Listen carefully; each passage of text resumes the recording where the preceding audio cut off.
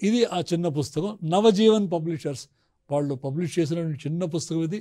హింద్ స్వరాజ్ లేదా Indian home rule అని కూడా అంటారు దీన్ని.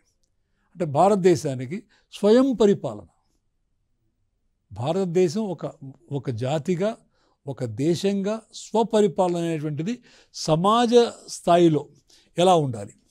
మామూలుగా హిందూ స్వరాజ్ అని అంటే నేనేమంటానంటే వ్యక్తిగతంగా నేను ఎట్లా స్వరాజ్ పొందాలి, how can I rule my self అనే కాన్సెప్ట్ కనుక వ్యక్తిగతమైనట్లయితే, ఇండియన్ హోమ్ రూల్ అనేటువంటిది భారతదేశం ఒక జాతిగా, ఒక దేశంగా మనం స్వపరిపాలన ఎట్లా సాధించుకోవాలి.